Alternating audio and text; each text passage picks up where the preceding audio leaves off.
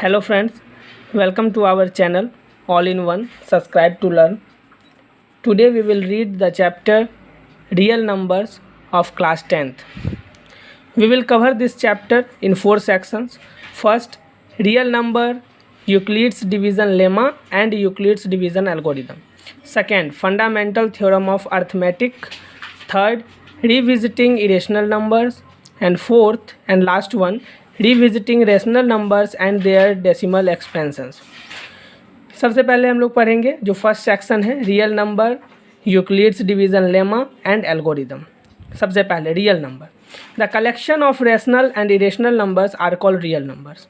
मतलब real number क्या होता है, तो रेशनल नंबर और इरेशनल नंबर दोनों के कलेक्शन को हम लोग रियल नंबर कहते हैं।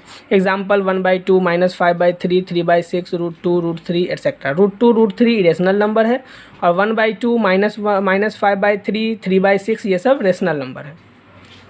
अगर किसी को रेशनल नंबर और इरेशनल नंबर्स के डिफिनेशन में अगर ज़्यादा प्रॉब्लम हो तो एक वीडियो अपलोड किया है मैंने क्लास 9th के लिए, जिसमें सारा डिफिनेशंस है, उससे भी आप देख सकते हैं। उसमें आप सारा डिफिनेशन नंबर सिस्टम के बारे में आप सारा कुछ उससे भी जान सकते हैं। Next, Euclid's division lemma.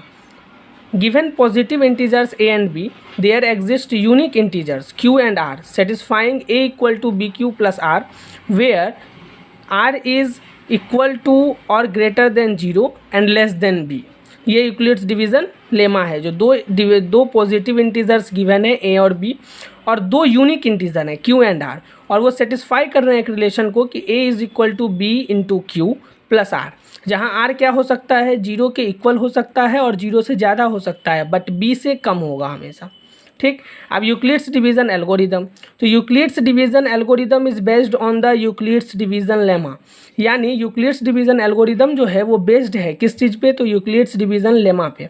It is a technique to compute the highest common factor, मतलब HCF of two given positive integers.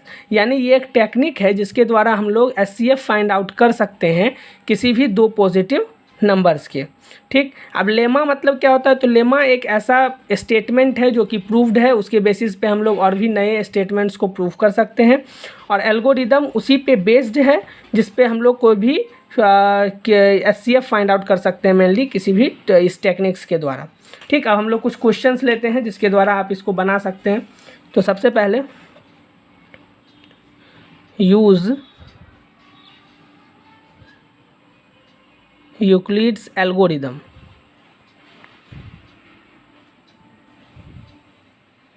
to find the HCF of 420 and 130। ये पहला क्वेश्चन है। यूक्लिड्स डिवीज़न एल्गोरिदम का यूज़ करते हुए हम लोग को HCF फाइंड आउट करना है 420 एंड 130 का।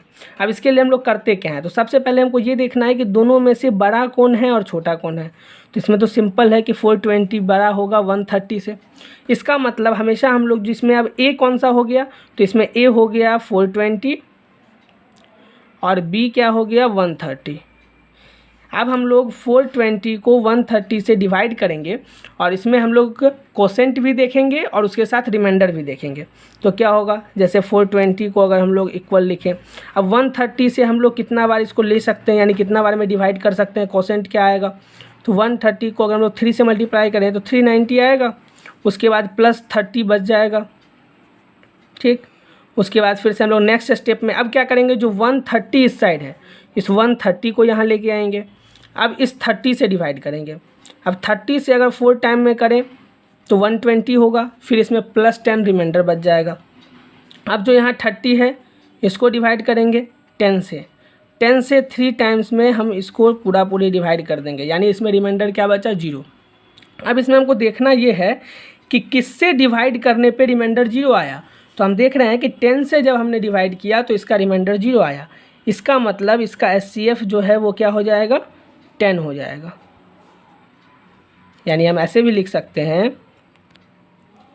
HCF ऑफ के लिए ब्रैकेट में लिख देंगे 420 एंड 130 इक्वल टू 10। इस तरीके से हम लोग किसी भी चीज़ का HCF, कोई भी दो नंबर का, दो पॉजिटिव नंबर का HCF फाइंड कर सकते हैं यूक्लिड्स डिवीज़न लेमा के हेल्प से। यूक्लिड्स डिवीज़न एल्गोरिदम की हेल्प से। अब लेमा के हेल्प से भी हम लोग बहुत सारा चीज़ सॉल्व कर सकते हैं। क्या? तो प्रूफ करने के लिए मेनली। जैसे मान के चलिए एक और क्वेश्चन आ जाता है जिसमें क्या करना है, तो so that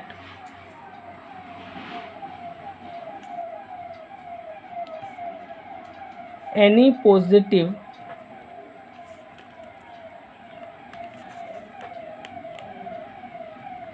odd integer is of the form 6q plus 1 or 6q plus 3 or 6q plus 5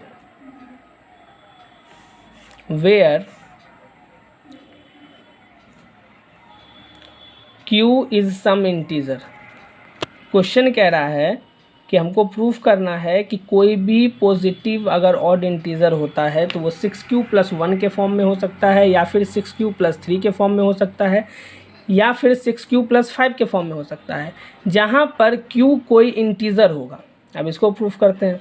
तो सबसे पहले क्योंकि 6q के फॉर्म में बोल रहा है तो हम मान लेंगे कि 6q plus r is any positive integer. अभी हम ये मान रहे हैं कि ये एक पॉजिटिव इंटीजर है और ये पॉजिटिव इंटीजर होगा, ठीक। अब जो हम लेमा में पढ़े थे वो क्या पढ़ रहे थे कि जब भी एक आर का जो वैल्यू होगा वो 0 से क्या हो सकता है, 0 के इक्वल हो सकता है या 0 से ज़्यादा हो सकता है, और लेस देन बी होगा। यहाँ पे बी क्या है, 6, इसका मतलब 6 से कम हो सकता है। ये हमको यहाँ से आर के लिए पता चल रहा है कंडीशन। अब यहाँ से हम केस 1 लेंगे। केस 1 मतलब क्या, when r is equal to 0। क्योंकि देखिए यहाँ से एक चीज़ और आप पता कर सकते हैं कि आर का वैल्यू क्या क्या हो सकता है। 0 हो सकता है, 1 हो सकता है, 2 हो सकता है, 3 हो सकता है, 4 हो सकता है, 5 हो सकता है। 6 नहीं हो सकता क्योंकि 6 से कम लेना है, इसीलिए 5 तक ही होगा, ठीक। अब जब आर इक्वल टू 0 होगा तब सपोज़ कीजिए n यानी 6q प्लस आर के जगह पे 0, यानी ये हो गया 6q। अब इसको अगर हम 2 से डिवाइड करें तो ये 3q हो जाएगा।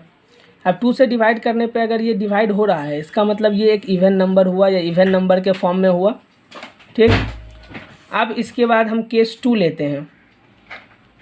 केस 2 मतलब when r is equal to 1। अब जब r इक्वल टू 1 होगा तो नंबर हो जाएगा 6q प्लस 1। अब इसको हम 2 से डिवाइड नहीं कर सकते हैं, इसका मतलब ये ऑड नंबर हुआ। अब हम लोग केस 3 लेंगे। यहाँ क्या लिख सकते हैं, when r is equal to 2। जब n equal to 6q plus 2 होगा, अब इसमें अगर हम 2 कॉमन लें तो ये 3q प्लस 1 हो जाएगा, और क्योंकि ये 2 से डिवाइड हो रहा है इसका मतलब ये इवन नंबर हुआ। फिर हम लोग केस 4 लेंगे। When r is equal to 3, तब n इक्वल टू क्या होगा, 6q प्लस 3। ये 2 से डिवाइड नहीं हो सकता, 3 से डिवाइड हो सकता है बट 2 से डिवाइड नहीं हो सकता। तो 2 से जो डिवाइड होगा वही इवन नंबर होगा, तो इसका मतलब ये भी ऑड नंबर होगा। अब हम लोग केस 5 लेंगे। When r is equal to 4। अब जब r इक्वल टू 4 होगा तो 6q प्लस 4, इसमें हम 2 कॉमन ले सकते हैं। अगर हम 2 कॉमन लेंगे तो ये 3q प्लस 2 हो जाएगा, यानी ये भी 2 से डिवाइड हो सकता है। तो ये क्या हो गया, इवन नंबर। और केस 6,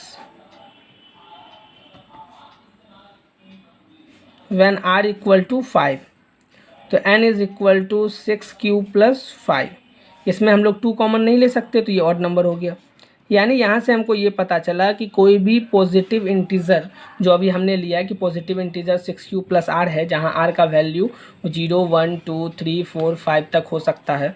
इसमें हम देख रहे हैं कि जब वो 6q यानी जब r 0 है तो 6q के फॉर्म में है तो वो इवन नंबर है। जब ये 6q प्लस 1 के फॉर्म में आ गया तो ऑड नंबर हो गया।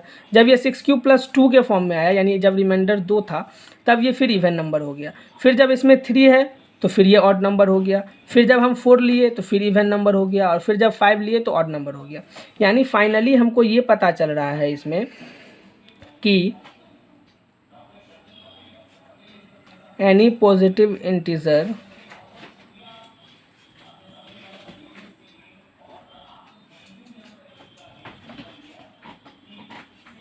is odd when it is in the form of 6 cube plus 1 और 6 क्यूब प्लस 3 और 6 क्यूब प्लस 5।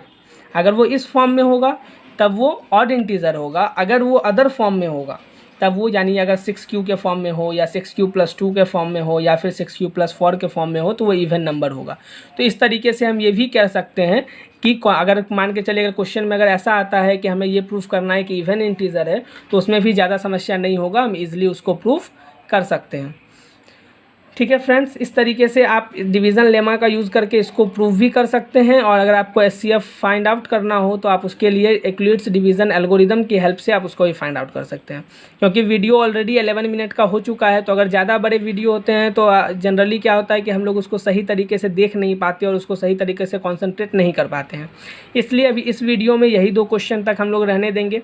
फिर नेक्स्ट वीडियो में हम लोग नेक्स्ट सेगमेंट से जाएंगे। अगर आपको या आप जो भी बुक बना रहे हो क्लास 10th का, या आप एनसीईआरटी फॉलो कर रहे हो, या फिर आर एस अग्रवाल फॉलो कर रहे हो, या फिर कोई अदर पब्लिकेशन फॉलो कर रहे हो, अगर उसमें भी अगर आपको कोई अगर क्वेश्चन में अगर कोई प्रॉब्लम हो तो आप उसके लिए कमेंट बॉक्स में लिख सकते हैं, या फिर हमारे टेलीग्राम चैनल का लिंक भी डिस्क्रिप्शन में दिया हुआ है, उसमें भी आप जा करके आप हमें वहाँ भी बता सकते हैं किस क्वेश्चन में आपको प्रॉब्लम है। उसके लिए फिर हम लोग एक अलग से डाउट वीडियो बनाएंगे, जिसमें जो भी प्रॉब्लम्स होगा उसको हम लोग डील करेंगे। बाकी फिर आप लोग बनाइए और इस चैनल से जुड़े रहिए नेक्स्ट वीडियो के लिए। फिर जल्द ही हम नेक्स्ट इसका सेकंड पार्ट भी हम लोग अपलोड करेंगे, जिसमें हम लोग नेक्स्ट पार्ट पढ़ेंगे। Thank you so much.